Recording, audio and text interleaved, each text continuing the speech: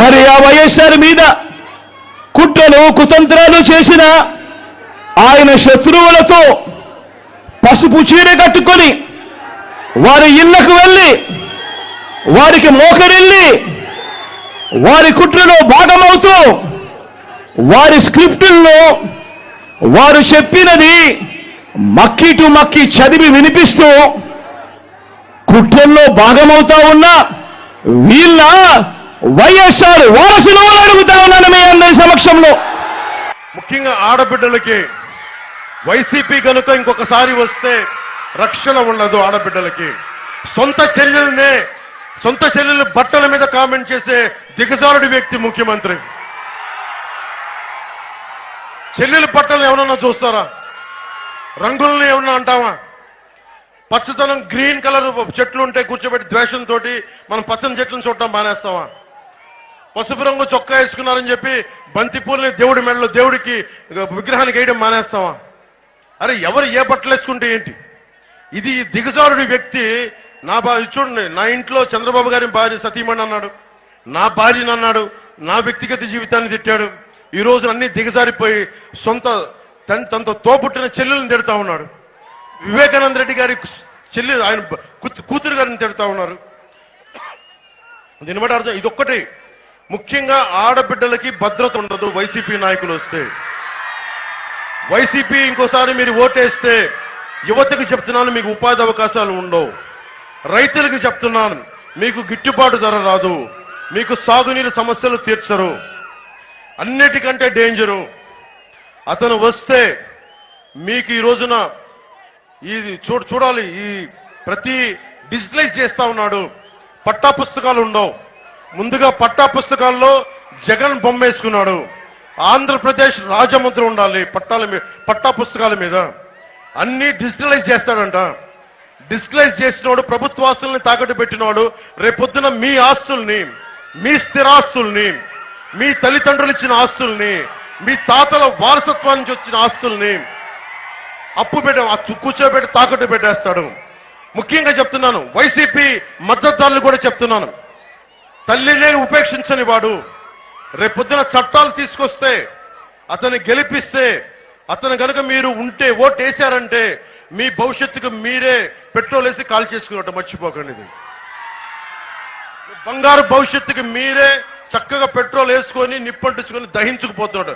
దయచేసి వైసీపీకి ఓటేస్తే మీ నాశనాన్ని మీరే కొని తెచ్చుకున్నట్టు మర్చిపోకండి. ఎందుకంటే మీరు డిఎస్సి నోటిఫికేషన్ ఇవ్వాల. నేను ఏ హామీలు ఇది చెప్పారు, సూపర్ 6 కానీ, అలాగే నేను చెప్పాను సూపర్ 6లో 2 జనసేన ప్రతిపాదించినవి కూడా ఉన్నాయి. అవి కాకుండా చంద్రబాబు గారికి చెప్పాను, మా జనసేన పథకాలు కూడా ఇంకొక 4 కావాలి అంటే ఈ రోజున మనకు 30 తారీఖున మేనిఫెస్టో రిలీజ్ చేస్తాం. ఆ మేనిఫెస్టోలో చూడండి, అన్ని వర్గాలకి, ఎస్సీ వర్గాలకు కానీ, ఎస్టీ వర్గాలకు కానీ, ముస్లిం వర్గాలకు కానీ, కాపు, బీసీ ఏ కులాలకు సంబంధించిన అయినా సరే అన్ని పథకాలు ఉన్నాయి. ఆ పథకాలని ముందుకు తీసుకెళ్లే బాధ్యత జనసేన తీసుకుంటుంది. నేను ముందుండి నడిపిస్తాం, బాధ్యత తీసుకుంటాం, జవాబుదారీదాన్ని తీసుకుంటాం. ముఖ్యంగా రైతాంగాన్ని చెప్తున్నాను, మీరు క్రాప్ హాలిడే ప్రకటించారు, మీరు నడుం బిగించాలి. యువతకు ఉపాధి అవకాశాలు లేవు, మీరు నడుం బిగించాలి. కూటమిని భారీ మెజారిటీతో గెలిపిస్తే తప్ప మీకు రక్షణ ఉండదు. ఎందుకంటే పట్టా పుస్తకాల్లో కూడా జగన్ బొమ్మ వేశారంటే అదేదో వాళ్ళ తాత ముల్లెలాగా, మొత్తం వాళ్ళ సంపదలాగా, వాళ్లే పుట్టి పెట్టినట్టుగా, వాళ్లే పెట్టి పుట్టినట్టుగా, మనమేదో వాళ్ళ కింద కూర్చొని అడుక్కునే వాళ్ళలాగా. మీరు గుర్తుపెట్టుకోండి, ఒక ఉప్మాకో ఒక కాఫీకో అమ్ముడైపోకండి. అమ్ముడైపోయే వాళ్ళు కొంతమంది ఉంటారు, అలా అవ్వకండి. ఇది మీ హక్కు. ఇది నేను రైల్వే కోడూరులో కూడా చెప్పా, ఒక తప్పు జరుగుతున్నప్పుడు పిరికితనంతో అందరం నీరసపడిపోతా ఉన్నాం. రైల్వే కోడూరులో యువతకు చెప్పాను, నేను వచ్చినప్పుడు అందరూ రోడ్ల మీదకి వస్తారు, చేతులు ఊపుతారు. అన్యాయం జరుగుతుంటే మటుకు అందరూ కూర్చొని కామ్గా ఉంటారు. నేను మీలాంటి మనిషినే, మొదటి తరం రాజకీయ నాయకుడిని. మీరు బయటికి రండి, మీ ప్రాణానికి నా ప్రాణం అడ్డేస్తాను. నేను ఉన్నాను మీకోసం, నిలబడతాను మీకోసం. దశాబ్దంగా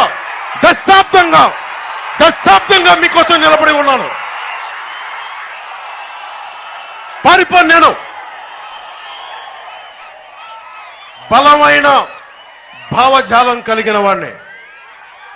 YS Jagan 10th class intermediate లో పేపర్లు రిలీజ్ చేస్తా ఉంటే నేను చెగ్వేరా గురించి చదువుకున్నవాడిని, విప్లవాల గురించి చదువుకున్నవాడిని, భారత పాకిస్తాన్ విభజన గురించి చదువుకున్నవాడిని, కష్టాల గురించి తెలిసిన వాడిని.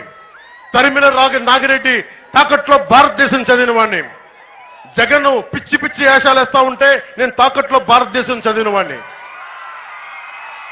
అందుకని చెప్తా ఉన్నా, జగన్ లాంటి గుండాలకి బెదిరేదే లేదు. నేను నిలబడతాం. అసెంబ్లీకి నేను కనుక వెళ్ళుంటే పరిస్థితి వేరేలా ఉండేది. ఒక్కడు చాలు. 1 man's courage makes a majority అంటాం. ఒక్కడు నిలబడితే, రోడ్డు మీద ఒక్కడు నిలబడితే 100 మందికి దమ్ము ధైర్యం వస్తుంది. మనం నిలబడి ఉన్నాం. ఈ రోజున 5 సంవత్సరాలు మీలాంటి మహిళలు వచ్చి నిరసన ప్రకటిస్తే మధ్యతరగతి పాపం ఇంట్లో కూర్చున్న ఆడపడుచులు వాళ్ళ మీద అటెంప్ట్ మర్డర్ కేసులు పెట్టారు. నిజంగా ప్రజల తాలూకు విప్లవం ఎలా ఉంటుందో మీకు చూపించాను. వైజాగ్ లో కూర్చొని నా హోటల్ రూముల్ని భయభ్రాంతులను చేసి పోలీసు బూట్లతో మనకు రూముల పైన భయపెడితే ఒంటరి మహిళల బిడ్డల్ని తీసుకొచ్చి అన్న బయటకు వచ్చే వరకు మేము ఇక్కడే ఉంటాం కూర్చోని చెప్పి ఆ విజువల్స్ అని మీరు చూశారు. నిజంగా గుండెల లోతులోంచి ధైర్యం ఇచ్చే నాయకత్వం నిలబడితే ప్రజలు రోడ్ల మీదకి వస్తారన్నది నేను ప్రూవ్ చేశాను. ఈ రోజున జనసేన నాయకులు వరప్రసాద్ గారికి చెప్తున్నాను, తెలుగుదేశం తరఫున పోటీ చేస్తున్న హరీష్ గారికి, వాళ్ళ నాన్నగారు బలమైన గొప్ప నాయకులు బాలయోగి గారు, ఆయన స్ఫూర్తిని తీసుకొని ఆంధ్రప్రదేశ్కి మనం నిలబడాల్సిన అవసరం ఉంది. మన కోనసీమకి నిలబడాల్సిన అవసరం ఉంది. మన కోనసీమ కష్టాలని తీర్చాల్సిన అవసరం ఉంది. మనందరం సమిష్టిగా కలిసికట్టుగా మన రాష్ట్రాన్ని రక్షించుకుందాం, పరిరక్షించుకుందాం. యువతకి బాధ్యతనిద్దాం, యువతకు ఉపాధి అవకాశాలు ఇద్దాం, రైతుకి అండగా ఉందాం, ప్రతి బీసీలకి ఎస్సీలకి ప్రతి ఒక్కరికి చేదోడు వాదోడుగా ఉందాం, మైనారిటీలకి అండగా ఉందామని తెలియజేసుకుంటూ నాకు ఈ అద్భుతమైన అవకాశాన్ని ఇచ్చిన నా రాజోలు ఒక అమావాస్య రోజున ఒక సన్నటి వెలుగురేఖ, కనిపించని వెలుగురేఖ ఎలా ఉంటుందో నా రాజకీయ జీవితంలో పార్టీ పెట్టిన తర్వాత నా రాజోలు గెలుపు అంత గొప్పటి వెలుగురేఖ. అలా హారతి ఇచ్చారు ఆ రోజున. ఆ హారతే ఈ రోజున ఎన్నికల తర్వాత రాష్ట్రాన్ని అంతటికీ వెలుగు చూపించాలి. అలాంటి వెలుగు కోసం, అలాంటి బలమైన జనం కోసం నేను పిఠాపురం నుంచే పోటీ చేస్తున్నాం. బద్దలు కొడతాం, రాజోలుని బద్దలు కొడతాం. తెలుగుదేశం పార్టీ ఎక్కడ పోటీ చేసినా జన సైనికులు, జనసేన మద్దతుదారులు సంపూర్ణంగా నిలబడతాం. బీజేపీ ఎక్కడ నిలబడితే బీజేపీకి సంపూర్ణంగా నిలబడదాం. మీ అందరికీ అండగా ఉంటానని తెలియజేసుకుంటూ సెలవు తీసుకున్నాను. జై టీడీపీ, జై బీజేపీ, జై జనసేన.